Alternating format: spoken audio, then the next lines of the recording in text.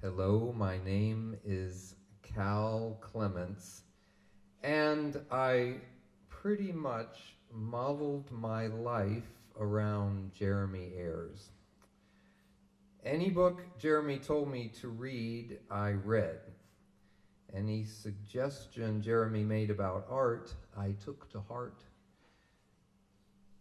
Other than me staying on the heterosexual side of things, I emulated, adored, and admired Jeremy Ayers. Here are the 4 big ideas that I either got directly from Jeremy or that Jeremy promoted in me. Number 1, Jeremy taught me a certain aesthetic that had a blend of elements like a soup.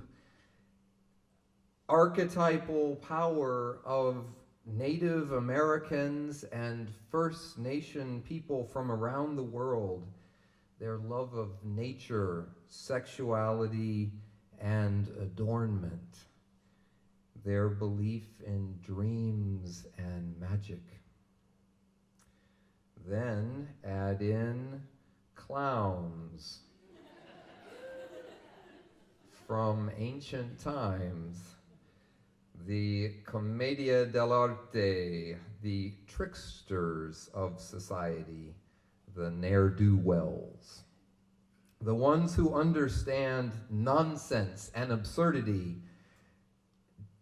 Jeremy himself was a brilliant, constant clown who had all of Edward Lear memorized, like, there was an old man on a hill who seldom, if ever, stood still. He ran up and down in his grandmother's gown, which adorned that old man on a hill. And then the spice and embrace of accident.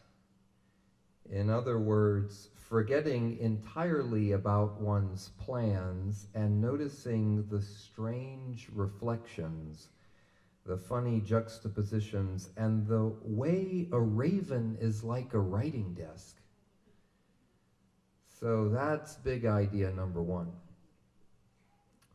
Number 2, Jeremy paved the way for me to be more and more conscious about food from a health point of view, as well as respect for life point of view. On the health front, Jeremy loved organic, locally grown plants, tea, and he was always saying, "Cal, slow down, chew more." On the animal rights front, Jeremy loved to shout, "Go vegan!" whenever the opportunity presented itself. We loved Vanessa's Broad Street Coffee and Echo vegan restaurants that he ate at daily. He felt so strongly about the suffering of animals. And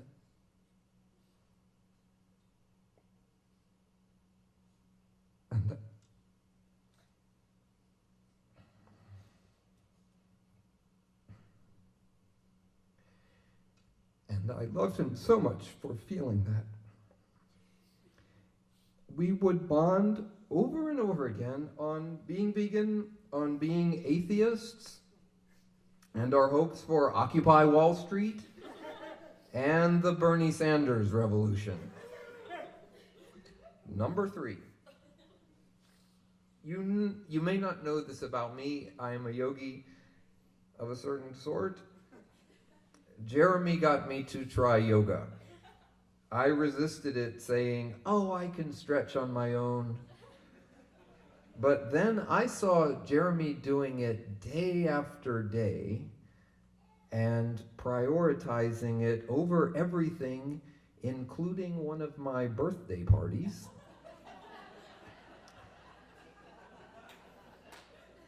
But then, having moved away from living with Jeremy, I was on my own in New York. I tried yoga, and then we were on the phone after every class saying, "Oh my God, pranayama, the breath, it's amazing." All right, that was idea number 3. Idea number 4, This is actually one of my first inspirations and ensorcelments that Jeremy exemplified for me: how to live without working.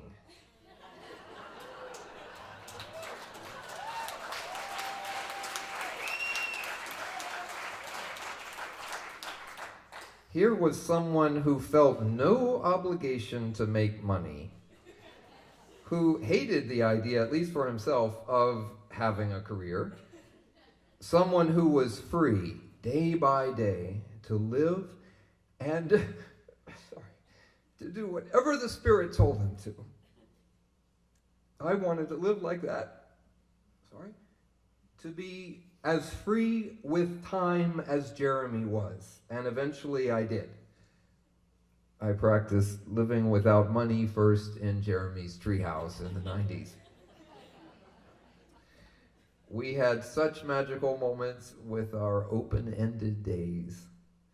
But now my happy-go-lucky friend is gone.